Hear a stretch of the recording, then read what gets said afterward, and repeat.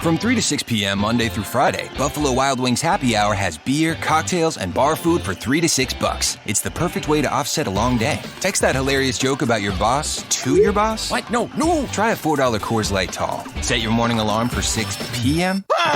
That calls for $5 strawberry margaritas. So if you ask your phone why you're still single and... Ha ha ha. Seriously? Head to Buffalo Wild Wings Happy Hour from 3 to 6. At participating locations, taxes and fees apply. Dine in only. Drink responsibly. Offers vary by location. Void where prohibited.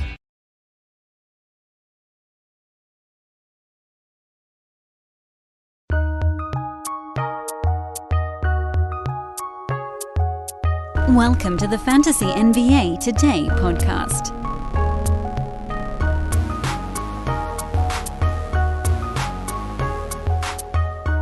Making a surprise comeback here on this Friday before the NBA season, it's the Groupon.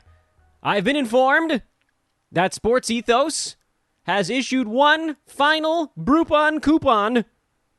The coupon code is Groupon3, the number, Brupon. It's a combination of Bruski and coupon, Groupon3, to get a fantasy pass, the 6-month season-long membership with the first month for 1 penny. 1 penny, 1 cent for the first month of the fantasy pass. It's Groupon3. It's our most popular item here at Sports Ethos. And this Groupon 3 is only available through the weekend. So it's an opportunity to get the Bruski 150, the whole draft guide, projections, in-season content, pro Q&A sessions every day, all season long, streaming grids, schedule charts, dynasty information, and so much more. With the first month for just 1 penny, that is Groupon 3 over at sportsethos.com. And the Bruski 150 also available in the draft guide only as of yesterday. So you can get the draft guide solo. No coupon on the draft guide solo, but the Bruski 150 is in there as well. Welcome to the show, everybody. Happy Friday to you all. Off-season episode 135. Technically 2, I guess, more off-season episodes, if you count the one on Tuesday before the games begin. And that'll give us a final count, 137 off-season shows. Whew! I am ready.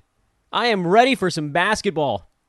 I know you guys are as well. I'm Dan Besbris. Welcome to the show at Dan Besbris on Twitter. I hope you guys will drop me a follow over there. We do so much on social media during the regular season. We're doing plenty right now, but this is like maybe a 10th of what we do once the season gets started, when there's just action happening all the time. News feeds are clicking. Injuries are happening. Right now, we're talking draft stuff, but we're doing all that on the podcast. There isn't that much during the preseason that needs to be discussed in between shows, because there isn't that time-sensitive immediacy. Once the season starts, everything is time-sensitive. At Dan Besbris, DanBesbris. Coming up on today's podcast, it is a live show, and I know this is a little bit weird for me to say during a recorded segment, but you're going to get the live show that Aaron Bruski and I are taping Thursdays at 11 a.m., weekly. That's the way it's going to go here during the regular season. So this is a throwback, as many of you may remember from a couple years ago. Friday's shows on this podcast were basically me and Brew talking about the big stuff that happened in a given week. That's coming back. So we're bringing it back. As I've said before, Aaron Bruski, who's been dealing with a number of injuries mostly on the arm front, so doing a ton of typing and doing a lot of getting in the mix has been extremely difficult for him. He's back, baby. He's back. So get ready for a whole hell of a lot more Brew this season. And a lot of that is coming up here on today's show. We get into how to use lists in a draft room. We take some really broad scope draft prep questions from the live YouTube audience. So I would strongly recommend set your calendars, 11 a.m. Pacific time every Thursday. Brew and I are going live on YouTube. You can watch that show ahead of time. So that's coming up here in just a matter of seconds. We're going to tell you a little bit more about some of our partners at some point during the show. We already told you about the Groupon. We got cash drafts going on. We're going to do a little bit of that recap towards the end. But right now, let's hear from the big dog. And welcome to Fantasy NBA Today. It's a live edition that's also going out simulcast. Not simul, it's later. Postcast. Latercast on the podcast side. Name. Latercast is actually kind of a cool name for a 2 a.m. show, like the ladies' man's 3 a.m. hour. By the way, sneaky, wonderful movie. This is Fantasy NBA Today. I am Dan Basperis. The big dog is with me here because this is going out on Fridays, and the big dog is here on the later cast on Fridays. The live show is on Thursdays. Aaron Bruski, good morning. It's draft season, man. You got your big ones coming up in the next day or two, huh? Yeah. It's go time. Knee deep in it all, and I feel like I can quote whatever off the top of my head. It's good not sleeping, though we did get a little bit of sleep last night finally. So draft season in toddlers just does not mix. It's rough. You got two. I'm trailing off here because I know you got two, and I'm like, I kind of feel like a little TCH. You're okay. It's exhausting. We won't. By the way, I think a piece of the headphone we tried on you actually stuck to the side of your face, and so it's like kind of other side. Yeah, that's a piece of no, a little farther back. It's we're gonna get this. You got it? There it is. There it goes. It was a piece of a headphone. You ever seen There's Something About Mary? Yeah, that's what we just did there.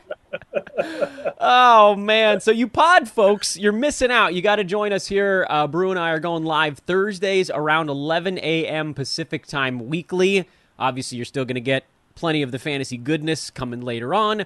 But if you'd like to join us, we do take questions. Some of that is before and after the show. Not all of it is going to go out on the recorded side. But we do have some questions that came in from Twitter, and I think we can probably just dive straight into those with the reminder, of course, that I am at Dan Basperis on Twitter. He is at Aaron Bruski. Those of you watching, you can see that on your screen. Those of you listening, plug that in. Give us a follow here during draft season. And the reason for the season, the reason I'm jumping straight into it like this is that the questions actually were kind of what I was going to ask you about anyway, Bruce. So everybody's got the same thing on their mind, and that is basically the B150. There have been updates. People want to know, like, specifically how to use it. So this is like, yes, there's a little bit of a marketing component to this, but at the same time, folks want to understand how to use a list because it isn't always the most obvious thing in the world. You've got the order on the board. You've got ADPs, and I think it's an average from the different websites, if I'm not mistaken. How do even if it wasn't the B150, let's make this even a broader topic. How should people use lists when they come into a fantasy draft? Yeah, it's what makes it fascinating, and it's why I think even if you feel like you're super prepared, you've got, quote, a list, and you go into one of these things, it's going to be completely different than what you thought it was going to be, like 90% of the time. There's times where, and especially with my list, I'll get into the why in a second, but like there's guys that are ranked so high that I just can't take because of the build. You know, it's basically wasted statistics because I know that I'm dominant in a given category. So I'm just like, I'm looking at that name and I'm like, man, that's a top 40 player, top 50 player. Sure, I could make the plunge. I could go there, but I don't need that player. And then that's before you get to the ADP component of this. And who are you drafting with? You know, if I'm in a league that doesn't kind of know who I am and, you know, I'm just a guy, then I can kind of hide out a little bit. But unfortunately, in almost every draft I'm in, a quarter to half or three quarters are drafting off the list and talking about it in the chat room. And they know your burner names too. I don't do that. I don't have time for that, but maybe I should get a burner account or two. Yeah, you need to be. I've been running this by some analysts, just switching the first letter of your first and last name and just be Baron Aruski. Baron Aruski doesn't work. No, but that's, and I'm already seeing it's funny. There's guys drafting B150 guys early to beat me to the punch.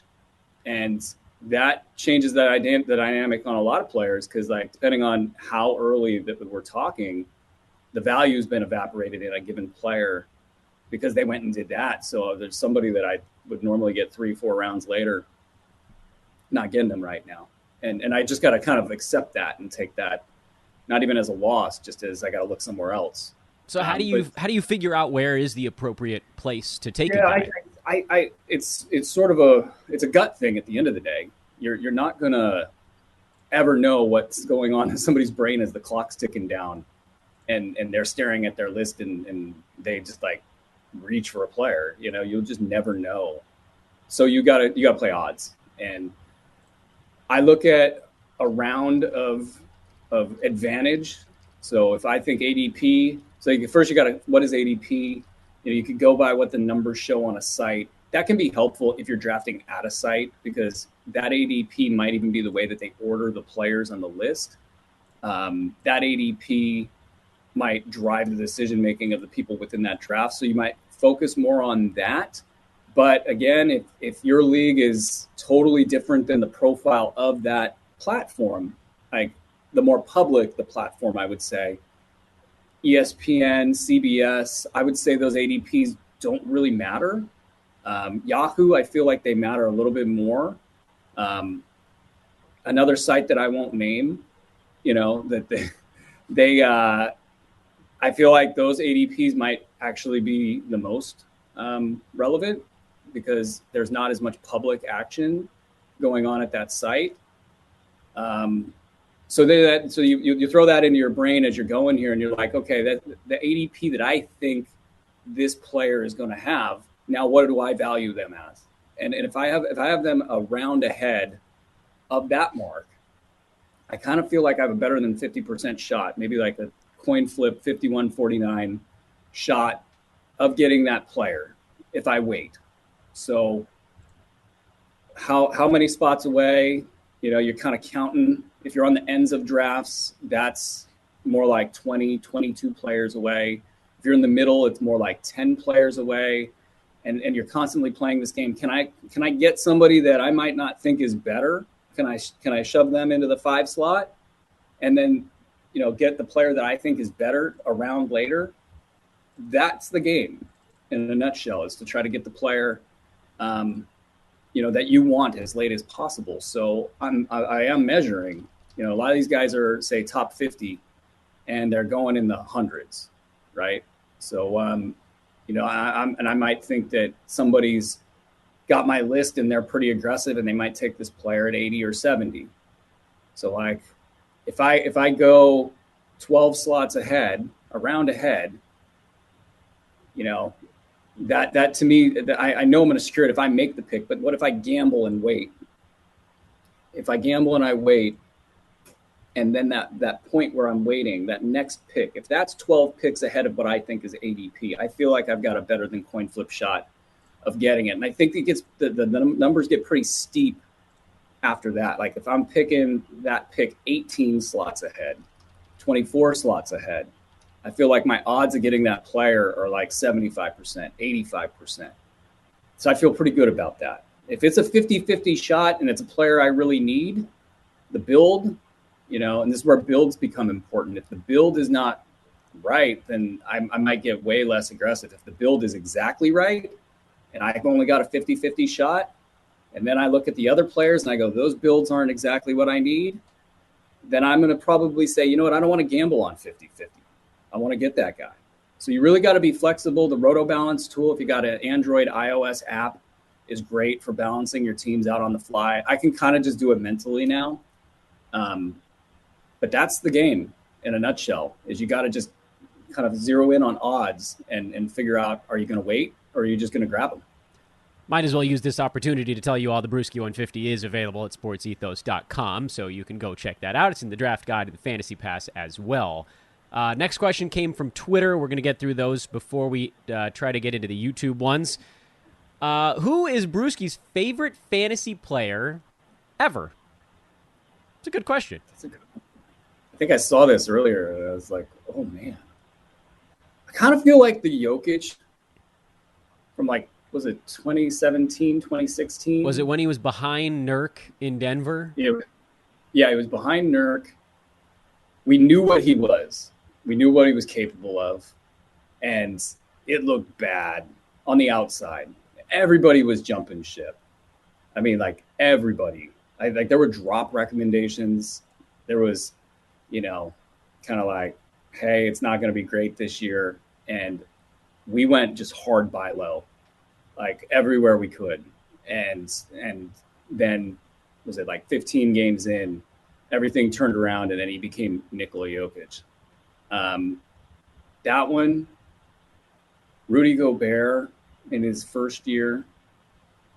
That was a good one. Hey, everybody. Dan Bespris here. I got to talk to you for a minute about the good stuff. The good stuff. I recently added the good stuff to my morning routine, and I highly recommend it. It tastes fantastic. I feel better going into every day, which, by the way, that's a problem for me. I've been aging a little. It's hard to roll out of bed and get going. I have more energy without that typical crash. I'm more focused, which is a really big deal because I got to make sure my two kids actually get to and from wherever they need to go every day. And I actually think that my skin looks a little better, so that's pretty cool. The good stuff was formulated by Phil Mickelson and elite performance coach Dave Phillips to stimulate metabolism, increase focus, and support skin and joint health. For a limited time, Fantasy NBA Today listeners can get 20% off, free shipping, and a free starter kit worth over $30 on their first purchase of the good stuff. Simply go to 4wellness.com/podcast. That URL again is FORWELLNESS.com, 4wellness.com/podcast, and enter code HOOPBALL. Yes, it still lives, HOOPBALL, HOOPBALL at checkout. This is 4Wellness's best offer right now, so do not wait. Order today. They're so sure you'll see the benefits of adding the good stuff to your coffee that they back every purchase with a 60-day money-back guarantee. If you're not completely satisfied, you can return it for a full refund. 20% off, free shipping, starter kit over $30, 4wellness.com/podcast, promo code HOOPBALL, code HOOPBALL. Have you been waiting for just the right job? Then welcome to the end of your search. Amazon has seasonal warehouse jobs in your area, and now is a great time to apply. You can start getting paid right away and work close to home. Applying is easy. You don't even need an interview. So what are you waiting for? Come join the team and get a great seasonal job offer today. Visit Amazon.com/hiring. Amazon is an equal opportunity employer.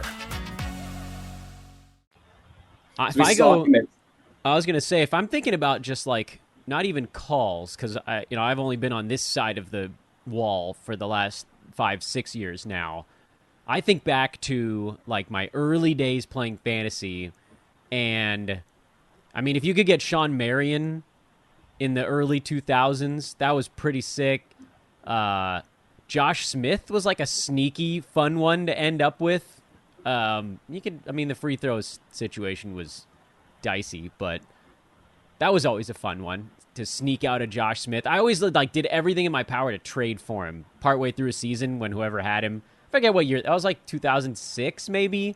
I don't know. That's a long time ago. Paul, I really liked. I was just getting started. Doc, Steve Alexander over at RotoWorld had Steph Curry. It was his second year. I believe it was his second year. But like this was before fantasy was what it is, obviously. There was very little tools out there. He just sort of knew that Curry was a game changer, and nobody had Curry. Like, I want to say Curry was like a top 30 guy in ranks and lists. They're the ones that existed at the time, and Doc had him at like 5 or 6, and then he just destroyed it. I thought that one was cool because it was before all the analytics were around, and you could just kind of like zero in on things so easily. I'm trying to think of who's a good recent one. Favorite recent fantasy player to have on your team? Yeah, I don't know. Like, I think that part of it has been. I don't want to say like. Sweet. Go ahead. I was gonna say Hallie was sweet because you just knew it, and then he really got a chance to break free when he got to Indy. But even prior to that, he was just rocking and rolling. Since I started this podcast, I legitimately can't remember what I've done. I don't remember who was on my. I mean, recently for me, it's Chris Paul, because after his Houston year, everybody faded Chris Paul except for old man Bespris, and it was like, guys, this could still work. Like, worst case Chris Paul, you just saw it. And then he's just been smoking for like, what is that? Is it 2 or 3 years in a row? I think it's 3 years now. You had the Thunder year. You had a couple of Phoenix years. At some point that, the juice is going to run out on that, but a 3-year running win is pretty sweet. Let's go to the next one here. How do you adjust, if at all, auction draft approach versus snake draft? And I had to do this with you on because I don't do auction drafts, so have at it, good sir. Yeah, no, it's like a totally different animal. You have to go into an auction draft with both a strategy and then the ability to ditch that strategy immediately. It stretches you as a player. I'm so happy one of the big high stakes leagues that I'm in immediately kind of just was like, yeah, we're doing auction because snake is really problematic.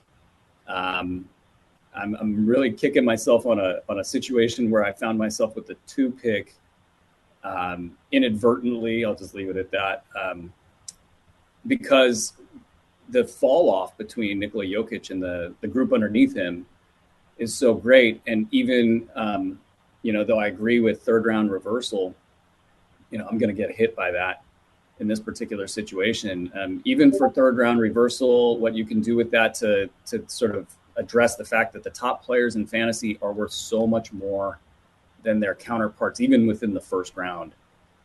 That gets eliminated in an auction league.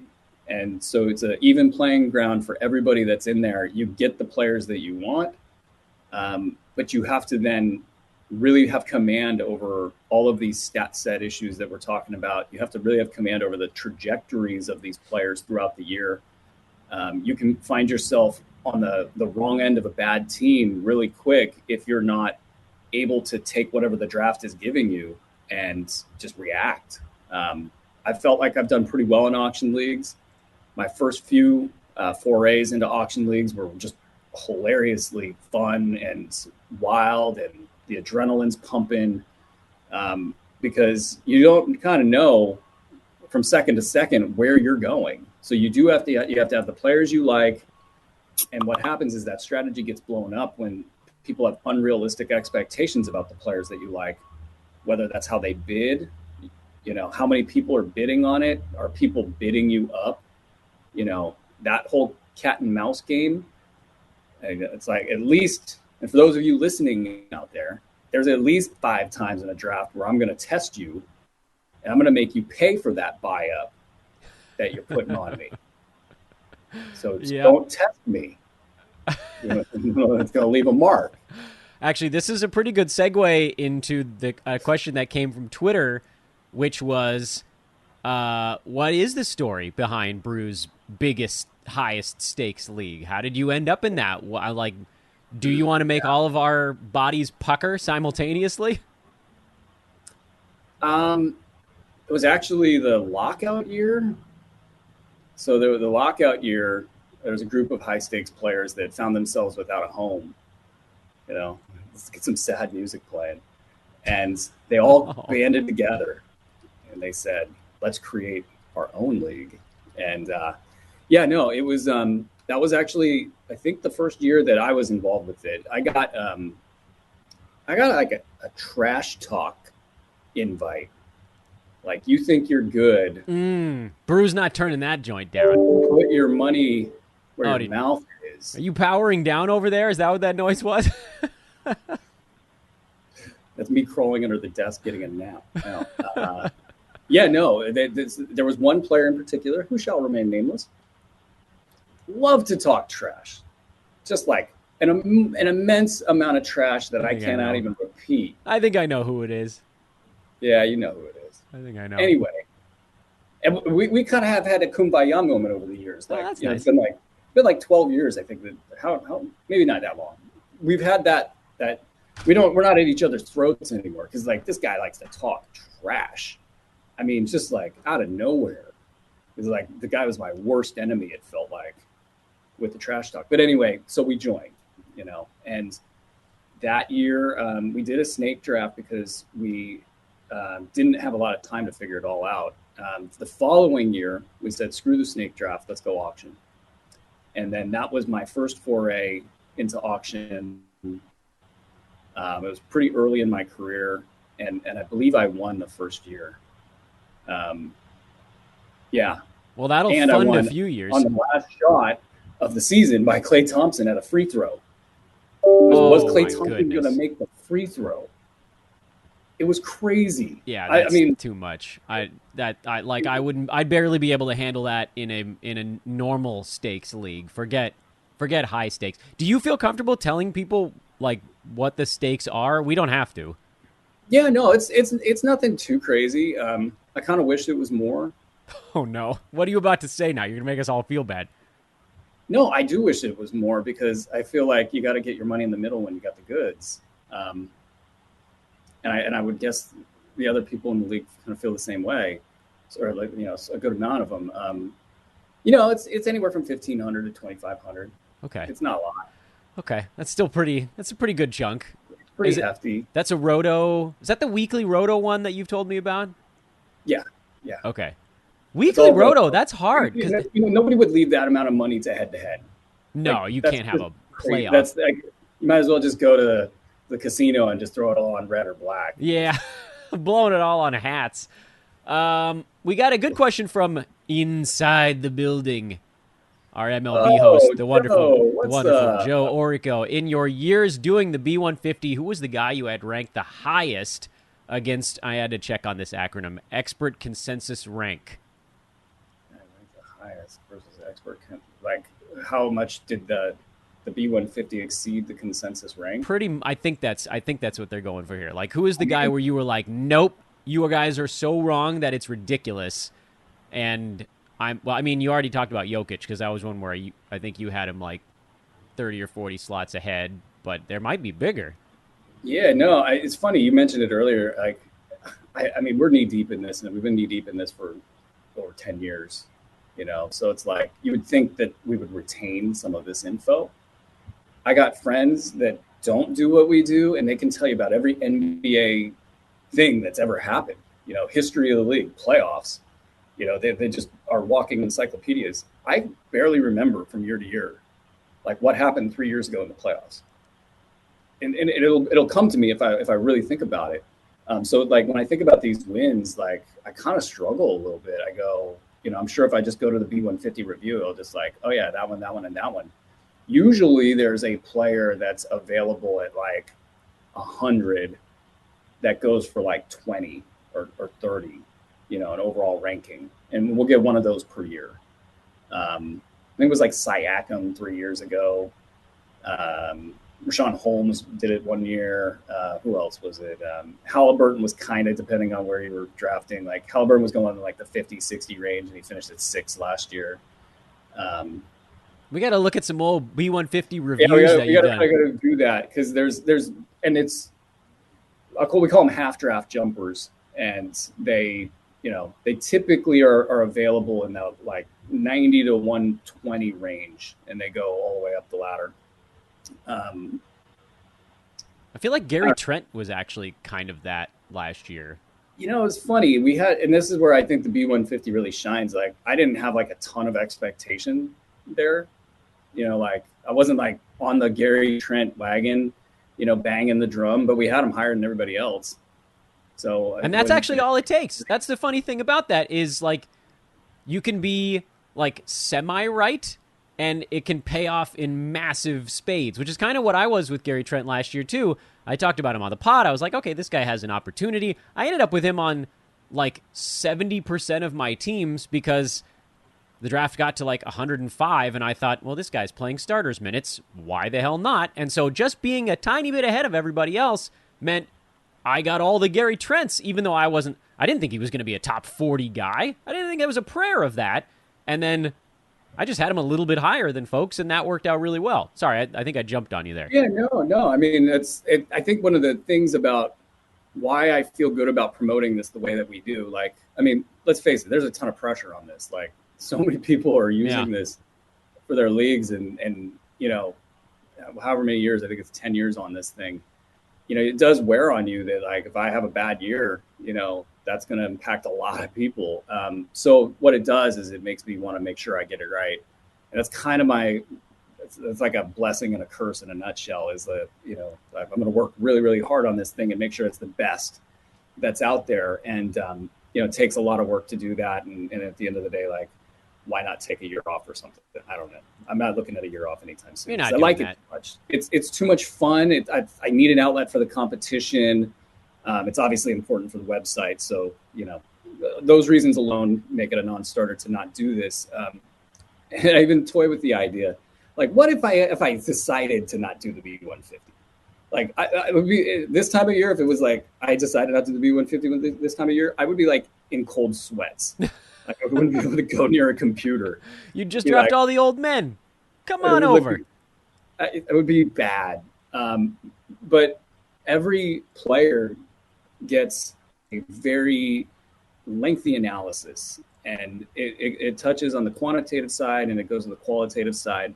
This is where I feel like film watching and taking things from a pure basketball perspective, I think that has given me an edge in the sense that, like, we're touching every important bucket. And so, like a Gary Trent, we're going to get those projections right because we're not just doing things like, we're going to average the stats out and, kind of count them up and, put people in order, or, we're just going to go by gut, like, it's every aspect. And then how good are you at looking at basketball and understanding, what you're seeing? That is a skill in of itself. And there are very few people out there. You're one of them, Dan, where, like, if you watch a game and you tell me something that happened, that I'm actually going to listen and be like, yeah, actually, I think you got that right. I'm not saying that, like, nobody gets it right out there, but a ton of people in media and the people that you kind of would think to rely on for opinions, they're not even close, and that's part of the it's fascinating in the Twitter era, who kind of starts the opinions up at the top of the food chain, and how that trickles down. I mean, you just get it when you watch, like, NBA TV or whatever, Yeah, but you can also kind of see, like, the throngs. I've seen a throng come after you on Twitter, so I know what you're talking about on that front. By the way, it's very kind of you to say. I don't agree. I think I'm pretty good at this, but I think that there are a handful of people that sort of, like, have a different fire than I do. I would say that I'm like a guy who's good at it without the fire, meaning I'm comfortable simplifying fantasy, and I think that's why it ports well into a podcast. I don't care about the fire. I just care that somebody sees it and gets it right. If I'm going to listen to them, because I mean, we can't watch every game, right? You can't watch every game. Wish I could. Yeah, a few other things going on in life. You can't read every piece of information out there. So you got to kind of figure out which beat writers are the ones that know what they're talking about, the ones that are carrying water just to keep their job, the ones that are. So the synthesization of all of that is extremely important from just a research side, but then you have to supplement it with your own eyes. And I beg to differ, Dan. Like, especially when it comes to, like, handicapping, it's really hard to get it right. Like, you don't watch all the games. You don't have access to what, like, all the beat writers have access to. You're kind of dealing with a limited set of information, and to be able to pull it all together and get it right at a high clip, like kind of like 80-90% of the time, I find that to be just really tough. I don't see a lot of people do it. I see you do it every time. So you're being modest. Yeah, well, self-deprecation, it sort of runs in the family. Want to get to Matt's question here, see if we can do a couple more. I have our clock at 9 minutes left on this show, so let's see what we can do. By the way, I don't think we have to do lightning round because the questions are generally more broad, which is what I was hoping for going into draft prep time. Matt says, tanking a category, whatever it might be, points, free throws, whatever, seems to be the soup du jour this draft season. I love, by the way, the Dumb and Dumber reference here. So if I asked you what's the tank du jour, you would say to me, that's the tank of the day. And I would say, that sounds delicious. So I know that you are the non-tanker, actually, among the fantasy heads. Some of that has to do with playing more roto than head-to-head, I would argue. But in general, I tend to agree with you. I think in really competitive head-to-head leagues, there is an advantage to trying to flip the board a little bit. But you don't always have to necessarily do it during the draft either. So where do you stand on tanking as of 2022? Because we kind of got to do this like annual check-in. Strategies change. Yeah, I mean, you really are kind of just at the whims of your draft. If you choose to tank, is somebody going to tank with you? You know, you can't control the person next to you. So like, you know, the old free throw tank, you know, where are your free throw punt guys? That one's pretty obvious. You know, some people declare their strategy pretty quickly. What if you were halfway into your strategy and then you don't get the player you want? So it cuts both ways. I like flexibility to be able to, you know, take best player available. That's kind of it's fun. This is the through lines between fantasy and reality are kind of interesting because like best player available really does solve a lot of issues organizationally, and you see a lot of teams not do that in reality basketball, and it doesn't pay off for them.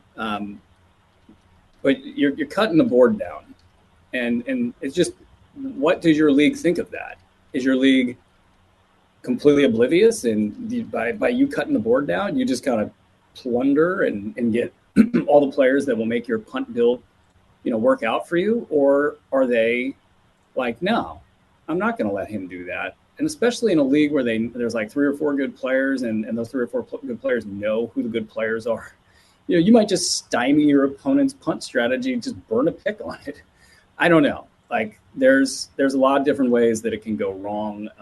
Yeah, because like certain guys in a punt could actually work in a non-punt format. You could troll someone pretty good that way if you knew that they were like hunting Zion in the third. I mean, I don't know. As long as it doesn't blow up your own team.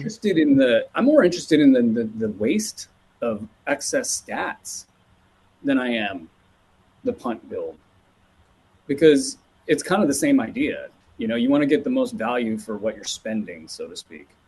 So, you know, a lot of times, you know, as you're drafting, you're going to notice, like, and it happens for me every year, I don't need any more steals.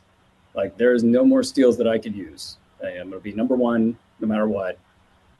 And that's, you know, so now I'm going to take those players that are ranked highly in my mind and whatever I'm using, you know, to evaluate, and I'm going to say no more. You know, and how does that affect my draft? But in terms of punting, you really got to make sure that the players that are the central pieces of your build are going to be around for you. And these are always synonymous with playoff leagues. So you really got to be dialed into the playoff situation, which means you got to be dialed into their overall trajectory as a team. This is the year of Wembanyama, you know. That's going to impact 4 teams in the West and I think another 4 teams in the East. You know, these guys are going to be sitting anybody and everybody to try to get up the board to try to draft this guy. So that's going to impact. Like, what if your punt free throw build guy just isn't playing anymore? You know, for whatever reason, or whatever you're punting. Now all of a sudden your team's maybe out of balance, maybe not. So you can do a lot from a central position. You mentioned it earlier, is getting out of the draft, or not having to do it all in the draft. You can punt in the middle of the year.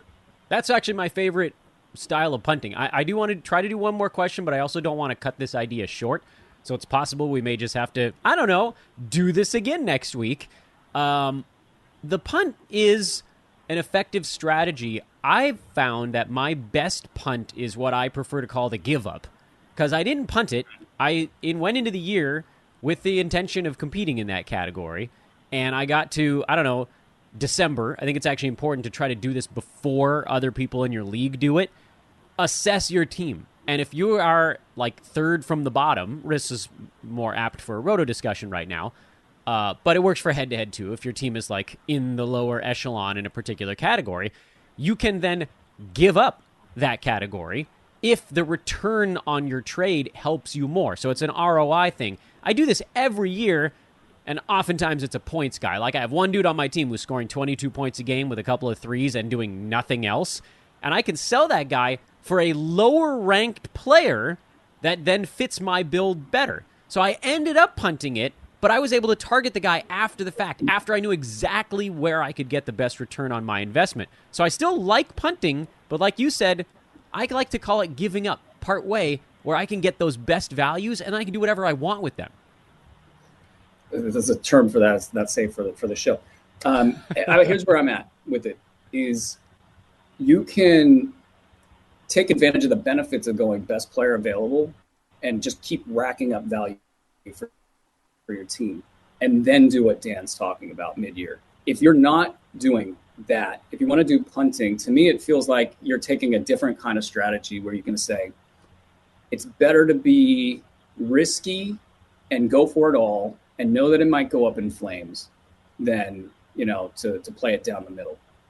And in that case, just take your high variance players. It's basically, a tournament DFS theory applied to season long fantasy sports. You're just going to gamble, you're going to take Joel Embiid, you're going to, any injury risk guy, you're just going to load your team up with all the injury risk guys and say, you know what, I got a 10% chance this works, but if it hits, nobody's going to touch me.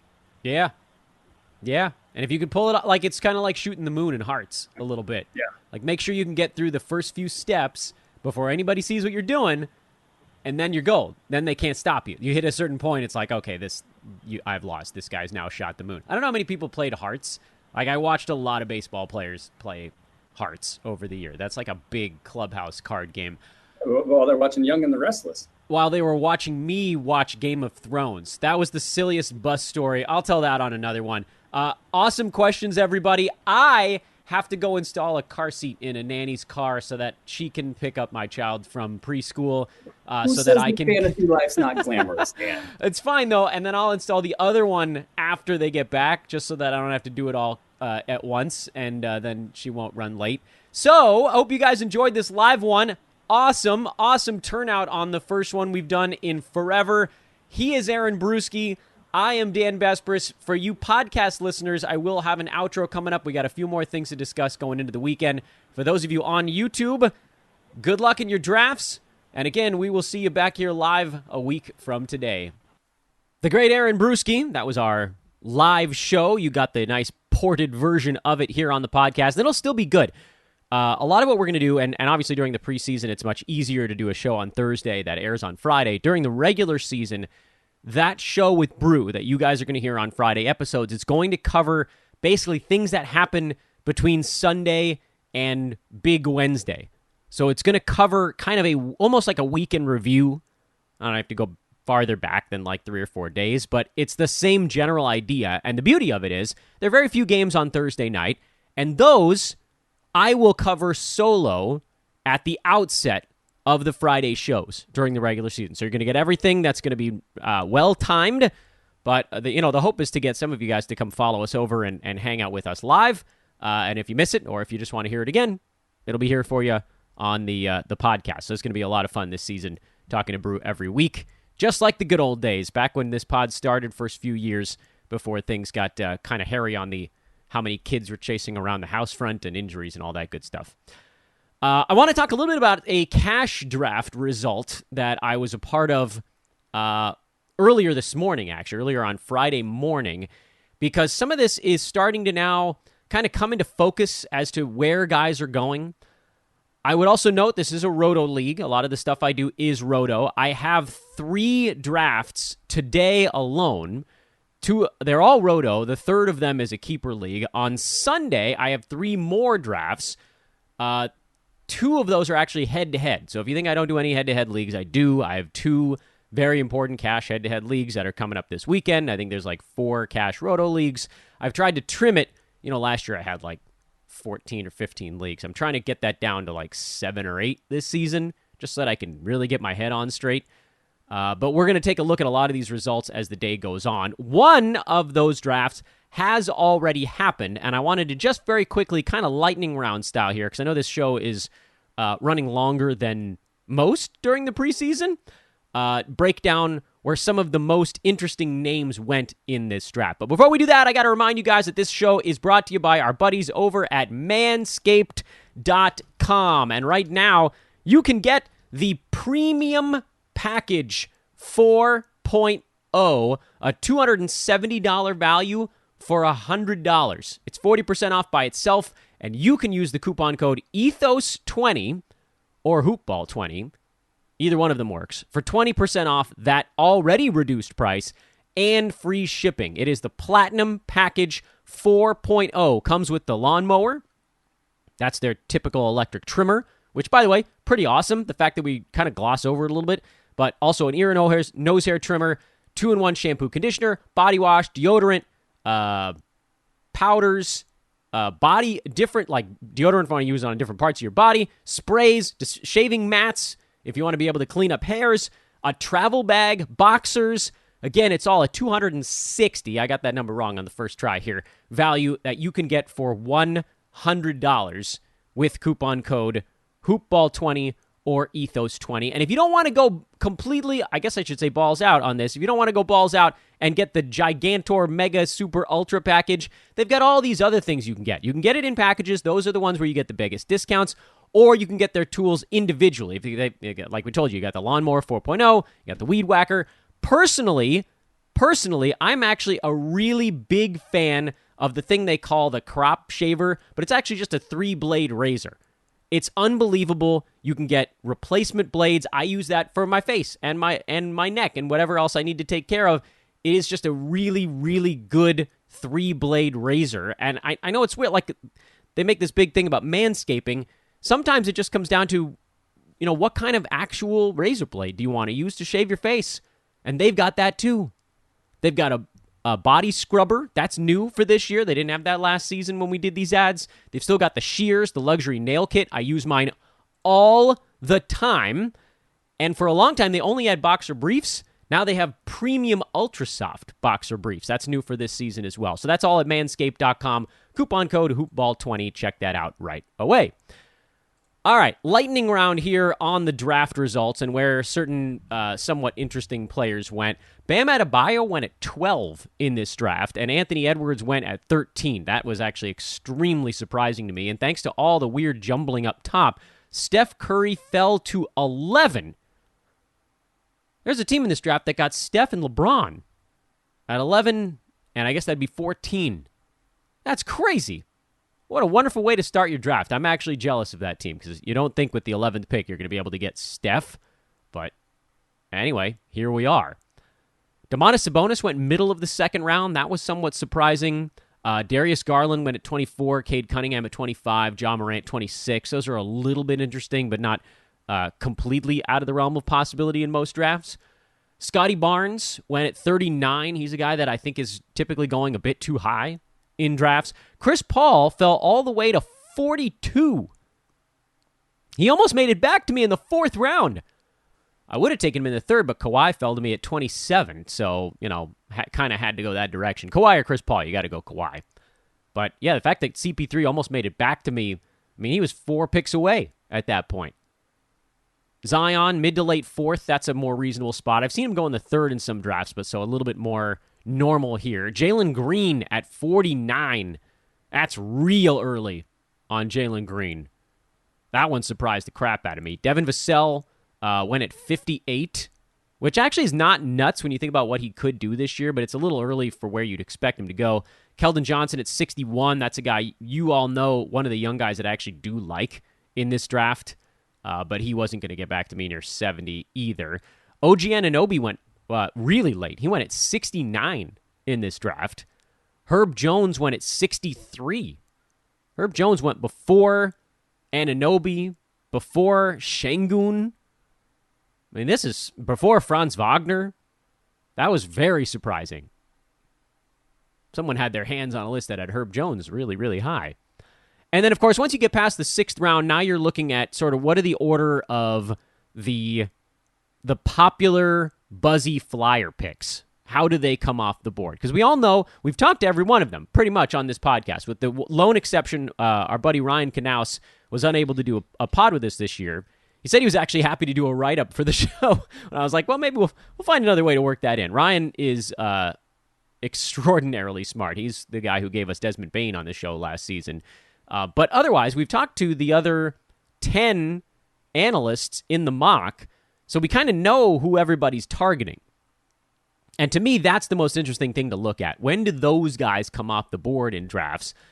And is it always the same order? Or it's never going to always be it, but is it typically the same order that they come off the board? Because if so, then you can start to get an idea of what order you would have to take those late round flyers.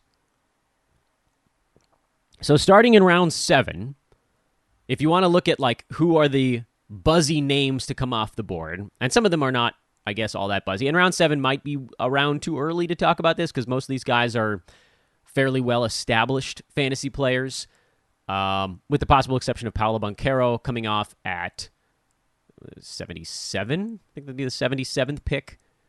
In round 8, believe it or not, Trey Jones is the first buzz name to come off the board at pick 85. That's really early on him. Mo Bamba went at 88. I don't know, 87? That's a little crazy, actually. PJ Washington went at 88. That was pretty early. Not crazy early, but earlier than expected if you're going to call him like a little bit buzzier. But his ADP is around 100, so it's not like he's like way down off the board and someone had to scroll down to find him.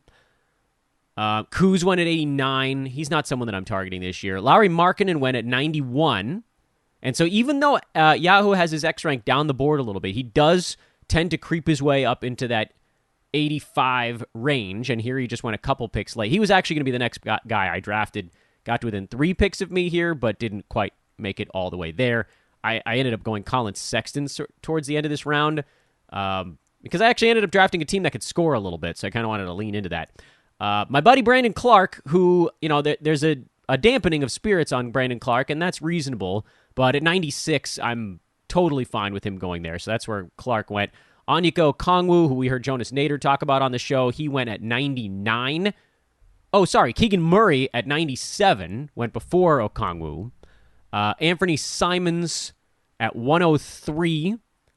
DeAnthony Melton at 106.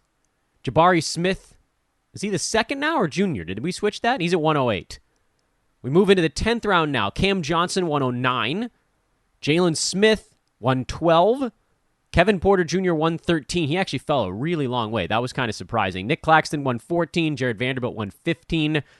Isaiah Jackson, 118. And those are the buzzy names that went in round 10. Round 11, Bones at 121. Isaiah Hartenstein at 130. Malcolm Brogdon, 131. That was a name that Brew gave us on the pod last week, or a week ago, I should say. And then if you get into round 12, there's still just a couple of those names left the rest of the way, but you're digging into the dregs at this point. I forget who gave us Bogdan Bogdanovic on the show, but he went early round 12, as did JaVale McGee. Chris Duarte, mid round 12. Jaden McDaniels, mid round 12. Kelly Olynyk and Ayo Dosunmu towards the end of the 12th round. And then in the 13th, Alexei Pokusevski, Markelle Fultz, and Tari Eason were probably... And Santi Aldama is actually Mr. Irrelevant in this draft. He went at the last pick of round 13. So that's where the buzzy guys went.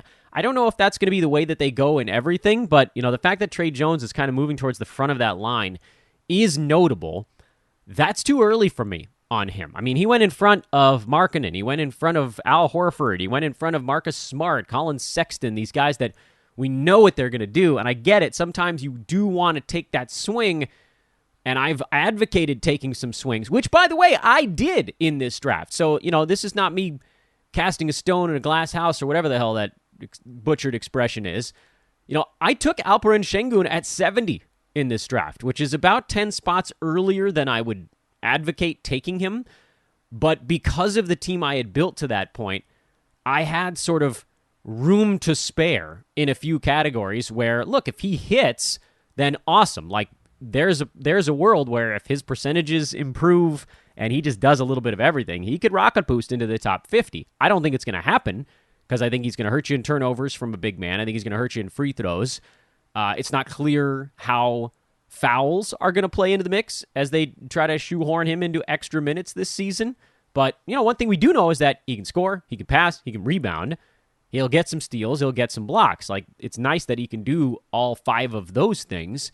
And then we just kind of hope the other stuff comes around. And I went Michael Porter Jr. in the 7th, who, yeah, coming off the injury, there's a risk. But, I mean, crap, like, pick 80-something here.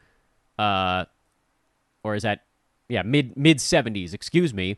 Like, if things click for him and he's inside the top 40 per game, I don't give a crap if he takes 15 games off. This could be, those were my big swings. Because early in the draft, guys just kept landing on me. The third pick in this one, I went KD. I'm very much in the KD camp this year. If he falls apart, then everything I'm doing falls apart. So let's hope he doesn't. Freddie VanVleet in the second round. I was hoping that DeJounte Murray would get to me. I thought he would have paired with KD really well on the guard side because Kevin's amazing free throw percent would have more than covered that. But he didn't. Kyrie didn't fall that far either. I could have gone sort of like a Brooklyn chunko. And I came down to Freddie VanVleet or Paul George for me there. So I went Freddie because I think he'll play in more games than PG, and that's pretty much all that was. Third round, Kawhi. Like I said, I don't know what he's doing in a GameScap Roto format still there at 27. Between Kawhi and Kevin Durant, like I could have two wings that are each inside the top 5 per game. And then in the fourth round, Kristaps Porzingis made it back to me. And I'm very much pro Kristaps for this year. Now, there's a games played situation going on here, but this particular league has a games cap of 82. It has 3 IL slots. And like when these guys are healthy, they're just piling up stats. And I ended up going Chris Middleton in the 5th round, who's also a very safe pick. So at this point, my free throw percent was bodacious. My team was actually pretty good at scoring, which is kind of weird for me. Rebounding is, average. Blocks are okay. Porzingis helps a lot in that one. And then, you'll get some from KD and some from Kawhi, even if they're not really built for that. But yeah, I could use a little rebounding. Probably could use a little field goal percent. And I almost went Jakob Poeltl in the 6th round, but it felt like at that point, like I'm going to probably win free throw percent in this league. I don't see anybody coming anywhere near me. So then my choice was, do I take a shot here? If Şengün gets really good, it's an opportunity to kind of blow people away in a lot of categories. In a way that with Jakob Poeltl, it's just like, good Jakob is still pretty good, but you know what the ceiling is. And plus, there's a chance he gets traded. There's a chance he gets shut down. I kind of needed a guy where it looks like they're probably just going to let him fly for the year. Screw it kind of mode. So anyway, and then you go back and you worry about team build again a little after that. I ended up taking some big men later. The kind of big upside big men, Okongwu, that was me. So hopefully that'll fill in the gaps. And then I went Kelly Olynyk super late just in case. So that was the cash draft from this morning. We'll see how that all plays out. Maybe we pull something away here on the late guys and where they go. This was a very long episode, but once again, I want to remind you guys, 1, we are recruiting, especially hard in the DFS realm, but really anything at this point. If you want to dive in, get involved with us here at Sports Ethos. If you want to get on a wait list for a Sports Ethos League next year, all of that you can do by hitting me up on Twitter at Dan Vespers or emailing roster@sportsethos.com. Thank you once again to Manscaped. Thank you once again to the great Aaron Bruski, legend of the game. Use the Groupon, number 3, Groupon 3 to get the first month free on your fantasy pass over at sportsethos.com. Have a great weekend. Good luck in your drafts, everybody. Monday's show, the Dan Vespers Old Man Squad, officially, we will line them out Monday and probably part of Tuesday because that tends to be a 2-episode thing. We'll talk to you then, everyone. Let's go win some drafts.